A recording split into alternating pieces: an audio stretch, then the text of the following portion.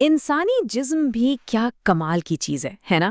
اس کی سب سے حیران کن خوبیوں میں سے ایک یہ ہے کہ یہ خود کو ہر موسم میں، ہر حالت میں محفوظ رکھتا ہے۔ تو آج ہم یہی سمجھیں گے کہ ہماری جلد کس طرح ایک بہت ہی ذہین تھرموسٹیٹ کی طرح کام کرتی ہے۔ یہ ایک ایسا سوال ہے جو ہم سب کے ذہن میں کبھی نہ کبھی ضرور آیا ہوگا کہ آخر ایسا ہوتا کیوں ہے کہ جسم سردی میں کانپنے لگتا ہے اور گرمی میں پسینے پسینے ہو جاتا ہے۔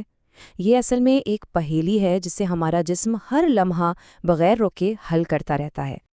اور اس پوری کہانی کا جو ہیرو ہے نا، وہ ہے یہ نمبر 37 ڈگری سیلسیس۔ جی، یہ ہمارے جسم کا وہ جادوئی درجہ حرارت ہے جس پر ہمارے تمام اندرونی نظام بہترین طریقے سے کام کرتے ہیں۔ اسی ایک سیٹ پوائنٹ کو برقرار رکھنے کے لیے جسم دن رات لگا رہتا ہے۔ تو چلیں اس نظام کو تھوڑا اور گہرائی سے سمجھتے ہیں۔ سب سے پہلے یہ جاننا ضروری ہے کہ آخر یہ 37 ڈگریز اتنی اہم کیوں ہے؟ دیکھیں، اس پورے آپریشن میں ہماری جلد ایک طرح سے فرنٹ لائن پر موجود سینسرز کا کام کرتی ہے۔ اس میں لاکھوں چھوٹے چھوٹے حساس ریسیپٹرز ہوتے ہیں جو درجہ حرارت میں ذرا سی بھی تبدیلی کو فوراً پکڑ لیتے ہیں اور سیدھا دماغ کو، یعنی جسم کے کنٹرول سینٹر کو، ایک ایمرجنسی سگنل بھیجتے ہیں۔ آئیے پہلی صورتحال دیکھتے ہیں۔ فرض کریں کہ جسم کا درجہ حرارت 37 ڈگری کی حد سے اوپر جانے لگتا ہے، تو پھر کیا ہوتا ہے؟ جسم خود کو ٹھنڈا کرنے کے لیے بنیادی طور پر 3 طریقے استعمال کرتا ہے: پسینہ پیدا کرنا، بالوں کو جلد پر لٹا دینا، اور ایک عمل جسے ویزو ڈائلیشن کہتے ہیں۔ چلیں ان تینوں کو ایک ایک کر کے دیکھتے ہیں۔ جسم کا سب سے بہترین کولنگ سسٹم ہے پسینہ۔ جب پسینے کے غدود سے پانی نکل کر جلد کی سطح پر آتا ہے نا، تو وہ ہوا لگنے پر بخارات بن کر اڑ جاتا ہے، اور اس عمل کے دوران وہ اپنے ساتھ جسم کی فالتو گرمی بھی لے اڑتا ہے، جس سے ہمیں ٹھنڈک کا احساس ہوتا ہے۔ دوسرا اہم عمل ہے ویزو ڈائلیشن۔ آسان الفاظ میں کہیں تو اس کا مطلب ہے جلد کے نیچے موجود خون کی باریک نالیوں کا چوڑا ہو جانا۔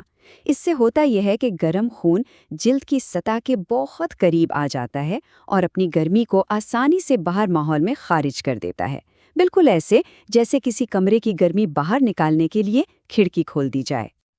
اچھا، تو اب کہانی کا دوسرا رخ دیکھتے ہیں۔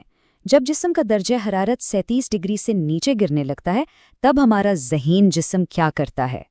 جسم کو گرم رکھنے اور حرارت بچانے کے لیے بھی بڑے زبردست طریقے موجود ہیں، جیسے بالوں کا کھڑا ہونا، ویزو کنسٹرکشن یعنی نالیوں کا سکڑنا، پسینے کو روکنا، اور سب سے اہم کپکپی کے ذریعے حرارت پیدا کرنا۔ ویزو کنسٹرکشن ویزو ڈائلیٹیشن کا بالکل الٹ ہے۔ اس میں خون کی نالیاں سکڑ جاتی ہیں تاکہ گرم خون جسم کے اندرونی اور اہم اعضاء کے قریب رہے اور جلد کی سطح سے قیمتی حرارت ضائع نہ ہو۔ یہاں ان دونوں عملوں کا موازنہ کتنا واضح نظر آ رہا ہے۔ گرمی میں نالیاں پھیل کر ایک ریڈیٹر کی طرح حرارت کو باہر نکالتی ہیں، جبکہ سردی میں وہی نالیاں سکڑ کر ایک کمبل کی طرح حرارت کو اندر محفوظ رکھتی ہیں۔ کیا شاندار توازن ہے! اور یہ جو رونگٹے کھڑے ہونے کا عمل ہے نا، یہ بھی بڑا دلچسپ ہے۔ ہر بال کی جڑ میں موجود ننھے سے پٹھے سکڑتے ہیں اور بال کو سیدھا کھڑا کر دیتے ہیں۔ اس کا مقصد یہ ہوتا ہے کہ بالوں کے درمیان ہوا کی ایک تہہ قید ہو جائے جو گرمی کو باہر جانے سے روکے۔ لیکن مزے کی بات یہ ہے کہ یہ طریقہ ہمارے ان آباؤں اجداد کے لیے تھا جن کے جسم پر گھنے بال تھے۔ ہمارے لیے اب یہ زیادہ کارآمد نہیں رہا۔ تو اب تک ہم نے ٹھنڈا اور گرم کرنے والے نظاموں کو الگ الگ دیکھا۔ اب ان سب کو ایک ساتھ ملا کر دیکھتے ہیں کہ یہ ایک مکمل اور خودکار نظام کے طور پر کیسے کام کرتے ہیں۔ یہ جو ڈائیگرام ہے، یہ اس پورے نظام کا ماسٹر پلان ہے۔ اسے کہتے ہیں فیڈ بیک لوپ، یعنی ایک ایسا چکر جو مسلسل چلتا رہتا ہے تاکہ درجہ حرارت ہمیشہ 37 ڈگری کے آس پاس ہی رہے۔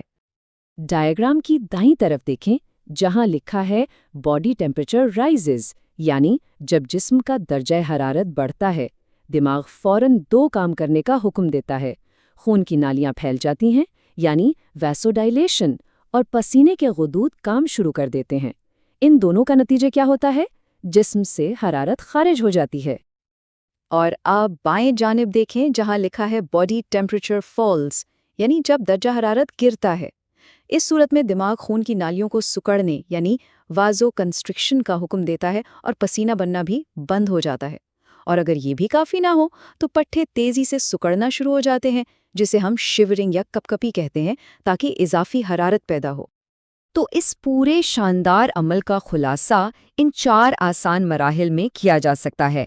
پہلا، جلد تبدیلی کو محسوس کرتی ہے۔ دوسرا، دماغ کو خبر دی جاتی ہے۔ تیسرا، دماغ جوابی کارروائی کا حکم دیتا ہے۔ اور چوتھا، جسم کا درجہ حرارت واپس معمول پر آ جاتا ہے۔ اور یہ چکر ہماری زندگی کے ہر ایک لمحے جاری رہتا ہے۔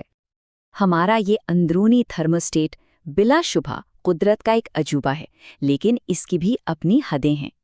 تو آخر میں ایک سوچنے والا سوال، جب کبھی شدت کی گرمی یا سردی کی وجہ سے یہ بہترین نظام جواب دے جاتا ہے، تب جسم کے ساتھ کیا ہوتا ہوگا؟